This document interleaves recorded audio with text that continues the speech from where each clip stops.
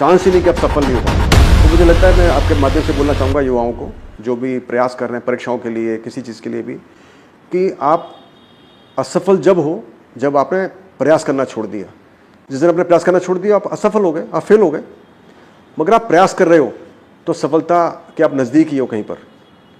मेरे ऐसे बहुत सारे बैचमेट्स हैं जिन्होंने आर्मी ज्वाइन की, वो छठे या सातवें अटैम्प्ट में उन्होंने पास करके वो ऑफिसर बने। यदि वो चौथे में छोड़ देते तो नहीं बन पाते, पर उन्होंने छोड़ा नहीं। तो मेरा कहने का यही अभिप्राय है कि आप जो पीपीटी में बोल रहा हूँ, आपको दोबारा याद दिला रहा हूँ, पीपीटी जो कि आर्मी के अंदर बहुत ही मैं समझता हूँ कि हम सीखते हैं।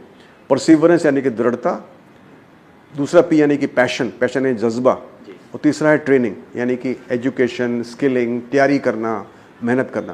ये तीनों चीज़ें बहुत ज़रूरी है। तो पैशन और परसिवरेंस तो आपके दिमाग की सोच है।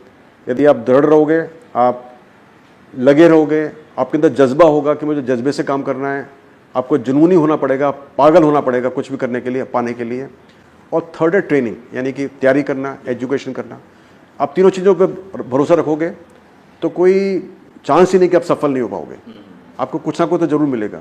हाँ, ये हो सकता है देर सवेर मिले, ये नहीं कि हर चीज़ आपको फ़ौरन मिल जाए, देर सवेर मिले, वहाँ डेस्टिनी हो सकती है।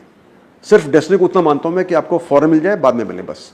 लेकिन डेस्टिनी का इतना ही रोल है कि टाइम कम मिले, लेकिन मिलेगा ज़रूर, इस बात की गारंटी होती है।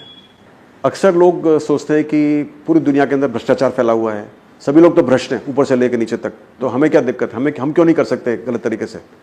तो एक तरह से समाज के जो मूल्य हैं वो काफ़ी गिर चुके हैं। माता पिता भी उसमें शामिल हो जाते हैं। माता पिता भी चाहते हैं कि बच्चे को पैसे दे के वो पेपर लीक करा दे, नकल करवा के पास करा दे, फर्जी डिग्री दिलवा दे।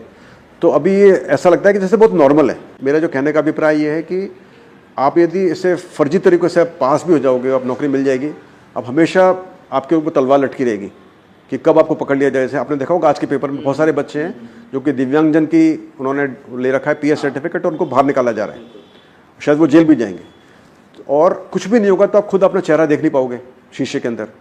आप अपने बच्चों को क्या बोल पाओगे कि मेरे मेहनत की कमाई है क्या। तो मेरा कहने का अभिप्राय ये है कि दुनिया कैसी भी हो, शुरुआत अपने से करो।